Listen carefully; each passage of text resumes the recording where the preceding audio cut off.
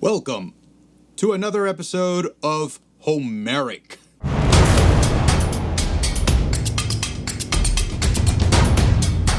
On today's episode, we're going to talk about writing a captivating story.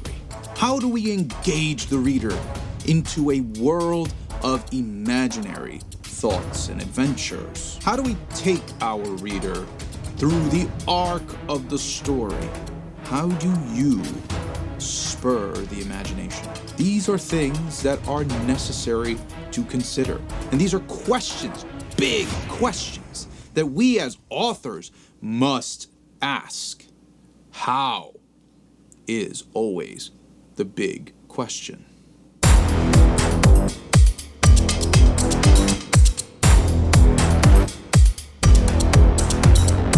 The first thing we need to do is make sure we have a setting. Our setting includes the 5 W's and the 1 H. Who, what, where, when, why, and how. With these questions, we can have the foundation of our story laid out. This gives a place for our reader to begin. It's even better to unravel within the story as you go. Who are we talking about? What are they good at? Or what did they do? Where did this all happen? When did this all happen? And why did they do it? And of course, how did they do it? How is always the part that brings excitement. This is entirely up to you, of course.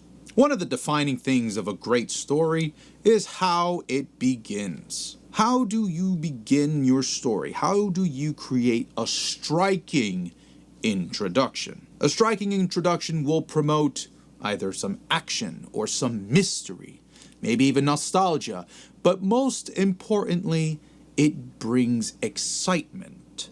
These are fundamentally primal feelings that we must evoke out of our reader or out of our listener, depending on what type of format you're using.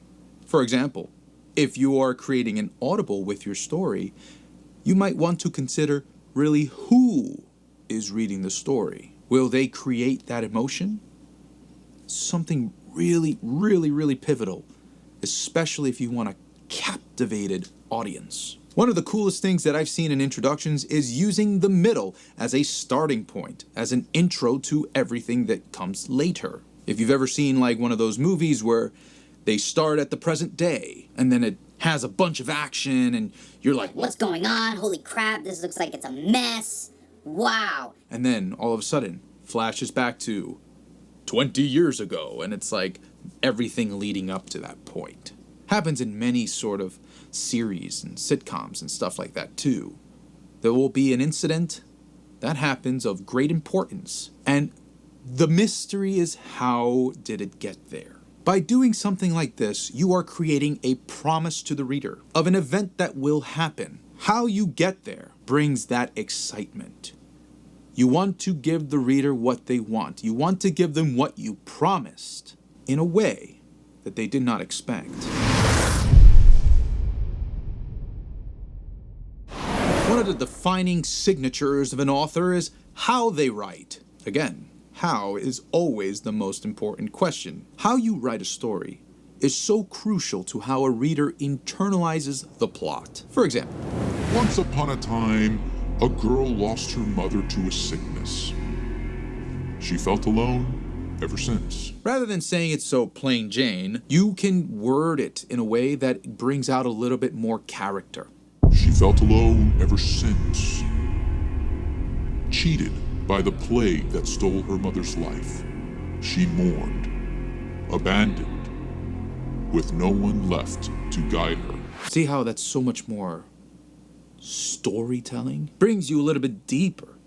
And of course, if this is an audible, how do you say it? I recommend using a thesaurus and a dictionary, leaving them right next to you as you write. It helps to have resources, because many times we will always use the same words, and sometimes that gets a little monotonous and you don't even realize it. Adding a little twist with some new words is refreshing. Of course, you want to be careful about this. You don't want to use words you don't truly understand. That's where the dictionary comes in. You want to find out how it's used in context. At a young age, I was guilty of doing this, writing words that I did not know, and it just came off as something confusing. You do not want to do this. So proofread your work. That is definitely a good point to keep. This is why we have editors always looking at our stuff. Because sometimes we miss things that we don't even know that we missed them. Jesus, I had to look. I was like, is that a face? Jesus fucking Christ.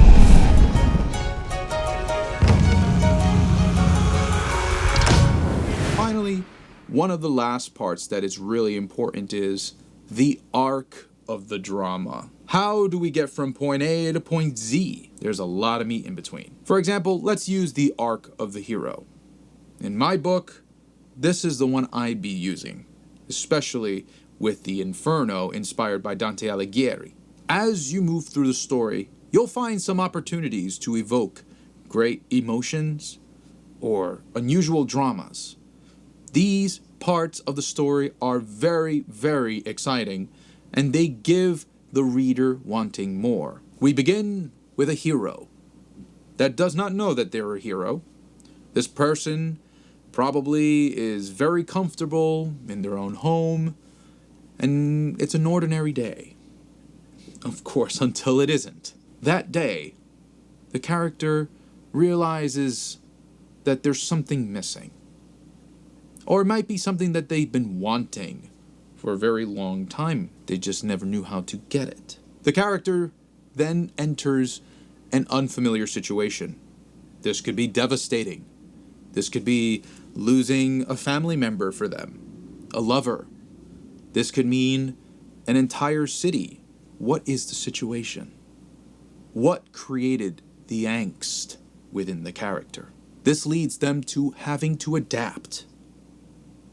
And how do they do that? Maybe they train really, really hard. Maybe they have to learn new skills. Maybe they have to be clever. How do they adapt to that new situation? Throughout the book, they eventually find what they're looking for.